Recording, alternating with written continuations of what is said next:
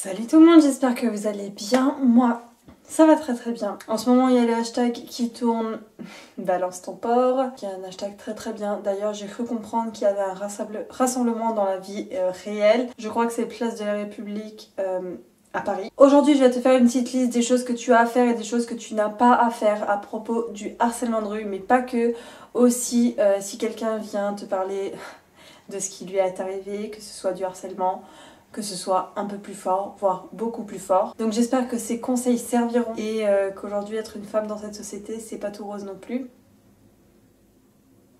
C'était un beau jeu de mots, je trouve. Le meilleur des conseils que je peux te donner, si tu vois quelqu'un, une fille se faire harceler dans la rue, notamment les filles évidemment, et que t'es un homme, ou pas d'ailleurs, mais je sais qu'en tant qu'homme, on sait que ça aura un plus d'impact si tu viens l'aider, va voir cette personne pendant qu'elle se fait harceler et fais comme si c'était ton ami. Hé, salut Mélanie, ça fait longtemps qu'on s'est pas vu, écoute, qu'est-ce que tu deviens? Et tu fais en fait comme si tu connaissais vraiment la personne, elle va vite comprendre que de toute façon tu es en train d'essayer de l'aider. Et puis surtout, tu n'es pas obligé de regarder le harceleur, t'es pas obligé de lui faire quelque chose en fait, rien que ça. Et si tu viens t'interposer en tant qu'homme, eh ben en général les harceleurs ils partent et ils laissent la fille tranquille. Si t'es un peu dans la cause féministe mais que t'es un homme, ben c'est comme ça que tu peux aider les femmes, donc je t'encourage à le faire. Alors maintenant je vais réagir un peu aux tweets qui sont arrivés partout et aux réactions que certaines personnes ont eues face aux tweets à propos de ce hashtag. Combien de personnes sont allées dire ouais je vais inscrire ma fille à la MMA, genre je vais faire en sorte que ma fille puisse se défendre. C'est une bonne idée dans le sens où oui c'est sûr que si ta fille sait se battre, eh ben si elle se fait agresser, harceler, voire même des tentatives de viol, il y aura moins de chances que ça se produise dans le sens où elle sait se défendre. Mais il faut que tu comprennes que le problème est pas là, tu vois. La solution n'est pas là non plus. La solution c'est d'éduquer vos fils. Je veux dire, si les fils de la nouvelle génération, là, tu leur apprends que c'est pas bien d'harceler les filles, que c'est pas bien le sexisme, qu'il ne faut pas agir comme ça quand t'es un homme, et que non, se faire aborder dans la rue, c'est pas cool, c'est pas on devrait être flatté. Non, il y a rien à être flatté, d'être vu comme un objet attirant et d'avoir l'impression que notre seul rôle dans la société c'est de plaire aux hommes. Non, au moins, si tu n'arrives pas à faire ça, essaye de leur faire comprendre que dans le moins pire des cas, s'ils veulent aborder une femme, il y a des choses à respecter, que tu es sur une terrasse et que vous échangez des petits regards, oui, là tu peux peut-être aller l'aborder gentiment en disant écoute, je te trouve jolie ou peut-être intéressante, est-ce que tu as envie de continuer cette discussion, est-ce que t'as pas envie? Essaye de le faire peut-être dans un cadre où elle se sent déjà protégée, où elle est peut-être entourée, où elle n'est pas seule en pleine nuit dans une rue. Je pense que c'est pas le moment d'aller aborder cette fille. Puis même que tu la trouveras sur une application comme Tinder, donc passe d'abord par là, ou je sais pas, tu sais, les applications qui montrent combien de personnes, enfin, les gens qui sont autour de toi. En fait, il faut que tu comprennes que nous les femmes, ça nous arrive tellement de fois que même si toi t'es un homme très gentil, qui vient nous aborder très gentiment et qui fait du mieux qu'il peut, eh ben on peut pas s'empêcher d'avoir un a priori sur ce qui va se passer parce que ça nous arrive constamment. Moi, j'ai bientôt 20 ans et en 20 ans, il y a un seul homme, et pourtant il avait genre 40 ans, qui est venu m'aborder correctement. Et toutes les autres fois où je me balade dans la rue, où tu te balades dans des grandes villes, et encore moi j'ai de la chance, je ne suis pas parisienne, crois-moi que j'ai fait un petit tour à Paris une fois, je me suis sentie mal. Non, on peut pas se dire à chaque fois ah bah je lui laisse la chance, lui peut-être qu'il est cool. Non, déjà ça arrive c'est tellement rare. Et en fait on ne va juste pas dans la rue pour ça. Et il faut que tu comprennes que si on est bien apprêté, si on s'habille bien, tout ça c'est pas forcément pour toi, pour tes beaux yeux d'homme, on n'est pas forcément là pour te plaire en fait. Je vais te faire je pense dimanche prochain une vidéo sur est-ce que les femmes se font belles pour vous les hommes. Tu verras que mon avis est assez tranché là-dessus. La solution au problème c'est éduquer vos fils. Je suis désolée de le dire, mais c'est les hommes qui posent problème dans le harcèlement de rue. Quand on parle de majorité, quand on parle de groupe d'hommes, le problème il est là. Et j'en arrive au point suivant, s'il vous plaît, arrêtez les hommes qui sont juste normaux, qui sont éduqués, de vouloir toujours être applaudis. Ici, on n'est pas toujours à applaudir des poissons parce qu'ils savent nager. Quand on parle d'un problème type les trains de la SNCF sont en retard, on ne va pas féliciter tous les trains de la SNCF qui sont à l'heure. Non, si tu te sens pas concerné par le problème, tu n'es pas concerné tout simplement. Donc non, on ne va pas faire un hashtag pour dire « Oh merci les hommes, vous nous harcelez pas ». Tu veux aussi qu'on remercie les non-meurtriers qui nous tuent pas? Tu veux aussi remercier les non-violeurs qui nous violent pas? Non, c'est juste normal, c'est de l'éducation. Moi, on ne me remercie pas parce que je suis aimable et parce que je ne vais pas harceler quelqu'un dans la rue. Être éduqué, c'est juste la base. Tant mieux si tu ne fais pas partie de ces hommes-là, mais juste... Le prochain conseil que je peux te donner, si t'es un parent, c'est aussi de prévenir les enfants. Parce que j'ai vu sur ce hashtag, et on a des témoignages dans la vraie vie, de personnes qui ont été harcelées et qui étaient mineurs. Mais quand je dis mineurs, qui étaient limite des enfants. Donc la meilleure chose que tu peux faire en tant que parent, c'est dire à tes enfants, écoute, il ne suffit pas de juste pas aller parler à des étrangers. Il ne suffit pas de juste pas monter dans la voiture d'un homme qui te propose des bonbons. Non, si un étranger fait quelque chose où tu te sens mal à l'aise, tu as le droit d'être mal à l'aise, tu as le droit d'en parler à des adultes. Le problème, c'est que la plupart des enfants n'en ont même pas conscience que c'est pas normal. Ils en arrivent un jour à la majorité où ils se disent « Ah mais en fait, ce qui m'est arrivé toutes ces années-là, c'était pas normal. Et maintenant, j'ai des répercussions dans ma vie du présent. » Les parents, je vous conseille fortement de parler de ces situations-là à vos enfants. Vous n'êtes pas obligé de rentrer dans les détails, des choses... qui pour vous peut-être ne seraient pas appropriées à leur âge, mais juste leur dire que si tu te sens mal à l'aise face à ce qu'un homme fait envers toi, si tu penses qu'il ne devrait pas être aussi proche de toi, tu as le droit de venir nous le dire, tu as le droit de dire aujourd'hui c'est passé ça, tu as le droit en fait de te défendre tout simplement. Alors oui, quand t'es un enfant, encore une fois, tu peux pas te défendre toi-même, surtout face à des hommes qui ont genre 20, 30, 40 ans, c'est un peu compliqué. Faut pas avoir honte en fait de demander de l'aide, tout simplement. Maintenant, dans les choses qu'il ne faut pas faire, et là je m'adresse aux femmes, les femmes s'il vous plaît, ne vous habillez pas en fonction de ce qui peut arriver. J'ai envie de te dire en fait, quand t'es une femme, et c'est vraiment trash ce que je vais te dire, mais...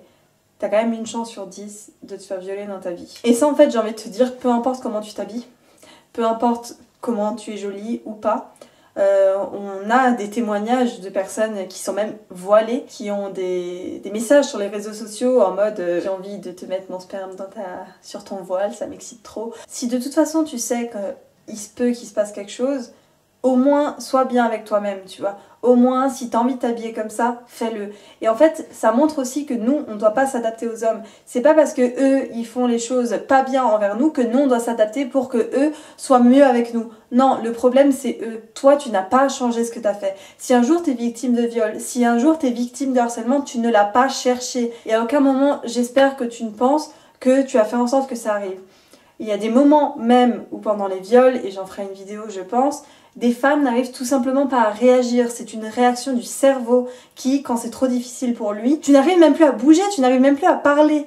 Donc non, le fait que tu n'as pas dit non clairement, ça ne justifie pas un viol. Quelqu'un qui prend soin de toi et qui te respecte voit quand tu n'as pas envie de quelque chose. Et s'il doute, il peut te demander, il peut arrêter. Tu as le droit de t'habiller comme tu veux, tu as le droit d'être libre, c'est juste la base. Le problème aussi, c'est que souvent, que ce soit les femmes ou les hommes, beaucoup de personnes en fait ne sont pas informées sur le sexisme, ne sont pas informées sur ce que c'est réellement, sur l'impact qu'a la culture du viol, sur l'impact qu'a le sexisme en fait dans notre société. Et donc il y a beaucoup de femmes qui vivent le sexisme et ne s'en rendent même pas compte. Et il y a beaucoup d'hommes qui le font sans s'en rendre compte aussi. Quelle est la solution à tout ça? T'informer. Si tu veux agir le mieux pour toi et pour les autres, il faut t'informer tout simplement. Et pour ça, t'as plein t'as internet qui existe, quoi, t'as une bibliothèque qui existe, et t'as plein de gens qui seront heureux de répondre à tes questions. Moi-même, je serais heureuse de répondre à certaines de tes questions, si tu veux, sur mon Snap. Là, je parle pour les femmes autant que pour les hommes. Quand tu vois une situation de sexisme autour de toi, n'importe laquelle, tu as le droit de dire à la personne que ce qu'elle dit n'est pas bien. Parce que c'est comme ça qu'on informe les gens en fait. Les gens, il faut qu'ils comprennent que la parole a un impact dans cette société. La parole, ça peut faire transmettre le savoir, ça peut faire transmettre l'éducation, et c'est comme ça que le peuple en fait change. On n'a pas besoin d'attendre que l'État fait quelque chose pour nous. Nous, entre nous, on peut s'informer. Nous, entre nous, on peut agir. Et plus on partagera cette parole, comme si tu veux, tu peux partager cette vidéo, et ben plus les gens vont être au courant de ce qui se passe, vont être informés et vont agir en conséquence. Aussi, il y a beaucoup de choses qui arrivent dans les cas de viol au sein d'un couple, ou dans des situations moins graves, beaucoup de victimes ne se sentent pas légitimes de dire non. Si tu n'as pas envie, il n'y a pas de devoir conjugal qui existe. Et non, ça veut dire non. Une femme qui dit non, mais en fait elle pense un peu oui, c'est quand même non. Si tu veux être sûre et te dire « Ah, mais peut-être que c'est un message subliminal et en fait elle veut que j'aille vers elle et tout ça », tu lui demandes. est-ce que c'est un réel non ou est-ce que c'est un peu pour jouer avec moi? Si elle te dit c'est un réel non, ben tu t'auras compris quoi, c'est non. Si elle te dit en fait ouais c'est pour qu'on joue ensemble, ben c'est pour qu'on joue ensemble, mais demande, parce que on en arrive à des situations où toi-même tu crois après que le non ça peut vouloir dire oui. Non, le non c'est non. La dernière chose que j'aimerais faire, c'est les gens arrêter de remettre en question les témoignages des gens. C'est tellement déjà difficile de parler de ce qui nous arrive, on n'a tellement pas l'opportunité, on n'a pas envie d'être remis en question. Oui, sur ce hashtag, oui, il y a peut-être des filles qui ont menti, mais c'est pas parce qu'une personne fait la connerie de mentir qu'il doit avoir une punition collective et que tous les témoignages finalement doivent être décrédibilisés. Non, ça blesse, vous vous rendez pas compte à quel point ça blesse. Déjà, on a l'effort de dire ce qui s'est passé, et en plus de ça, on a face à nous des gens qui remettent en question nos témoignages. Si c'est faux ce que je dis, si je t'ai menti, ben le mieux que tu peux faire si ça te saoule, c'est ne l'écoute pas. Et s'il y a des choses qui te paraissent pas croyables, ben ça veut juste dire que t'es justement pas assez informé. T'es pas assez informé au point que quand on te dit les choses vraies, tu te dis que c'est faux. Non, quand on voit des enfants qui se sont fait toucher...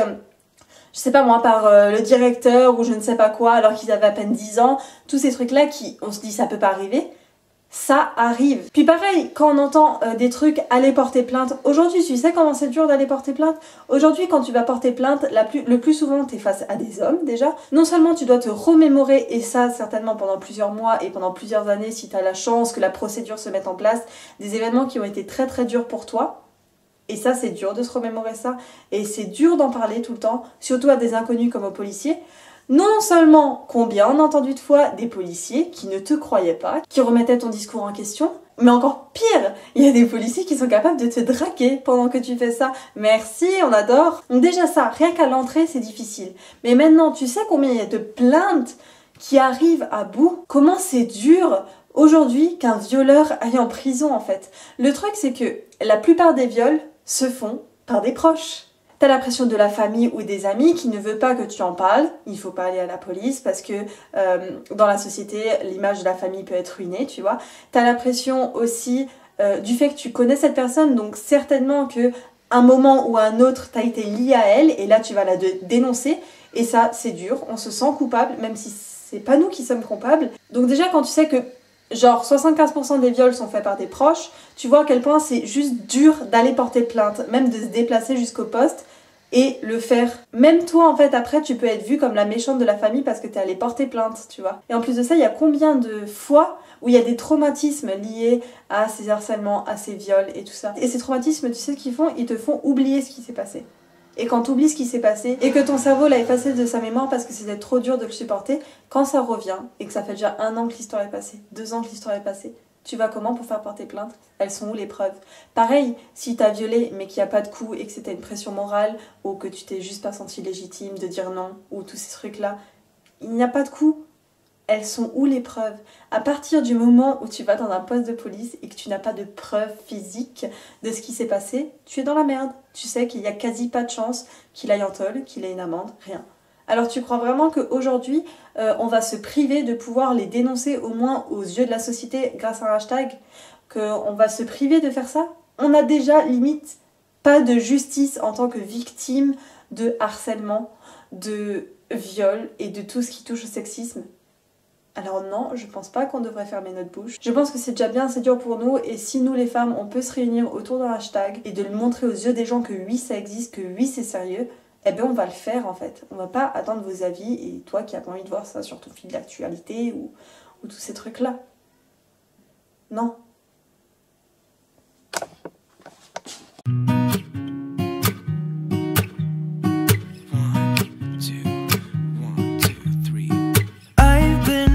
So small.